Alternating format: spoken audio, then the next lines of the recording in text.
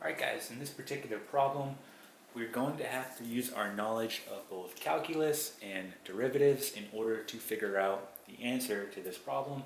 And it says the following, it says if f is a second degree polynomial function such that, and it says f of 1 equals 12, f prime of 1 equals 11, f double prime of 1 equals 6, what is the value of f of 2? So we know that we're talking about derivatives here, right? So we have to use our knowledge of calculus. And we're dealing with a second degree polynomial. Or in other words, we're dealing with a quadratic. So let's recall back in algebra how we write the equation of a quadratic in standard form. And that's going to be the following, right? We'll write it over here. F of x equals ax squared plus bx plus c. Okay?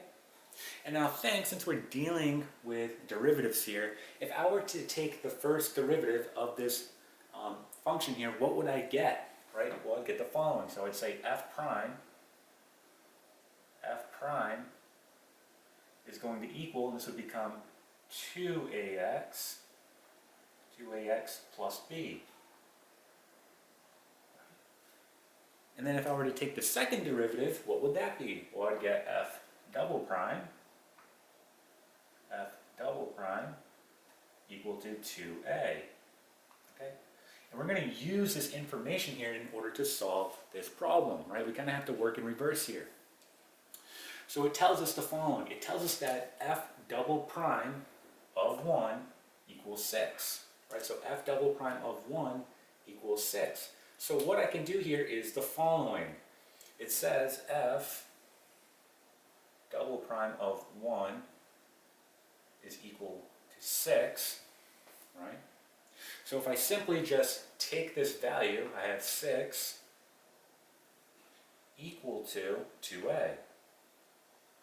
Right? There's no spot for me to plug this 1 in to an x because there is no x value here. So I'll just have the following. I have 6 is equal to 2a. And doing this, I'm able to solve for a. So let's see what that's going to be. When I solve for a here, you're simply going to divide both sides by 2, right? And a is going to be equal to 3. So let's record that. A equals 3. A equals 3. All right, let's move up now. All right, so let's erase this. Now we have the following, right? It says f prime of 1 is equal to 11. So let's go ahead and start plugging this in.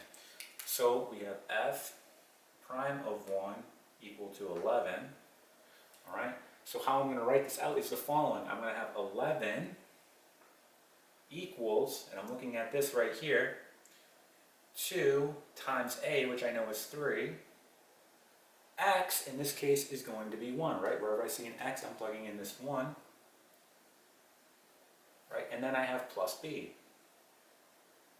And now I'm able to solve for b, right? So doing these operations out, I get 11 equal to, so 2 times 3 times 1, that gives you 6. Plus b, right? Subtract 6 on both sides. And we can see here that b is going to be equal to 5. Right, so let's go ahead and record that. So b equals 5. B equals 5. All right. All right, let's move up to the next one. It tells us the following. It says f of 1 is equal to 12. So again, let's write that down. F of 1 is equal to 12. So I'm going to have the following. Using this equation now, I have 12 equals, so a, which is going to be 3, right? X, in this case, wherever I see an x, I'm plugging in a 1. So 1 squared plus, what's my b? Well, it's going to be 5. Again, I have another x, so I'm plugging in a 1. And then plus c. Right, so let's go ahead and do these operations out. We get 12 equal to, so 1 squared is going to be 1 times 3, that is 3. Right, 5 times 1 is 5. So plus 5 plus c. 12 is equal to, this is 8, right, plus c, minus 8 on both sides. And we can see here that c is going to be equal to 4. right? So c is equal to 4. So let's record that. C is equal to 4. Now we are almost done, right?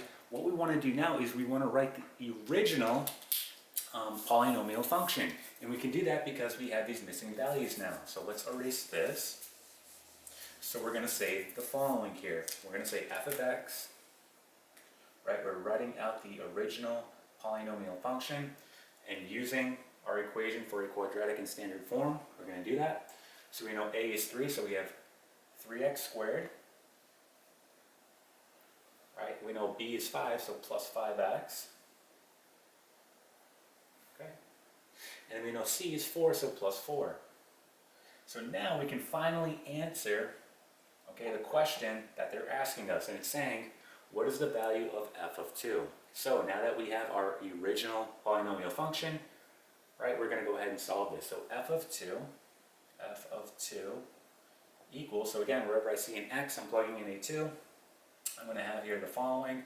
I have 3 times 2 squared plus 5 times 2, and then plus 4. Okay, let's go ahead and do this out. So f of 2 equals, so 2 squared is 4 times 3, that will give you 12.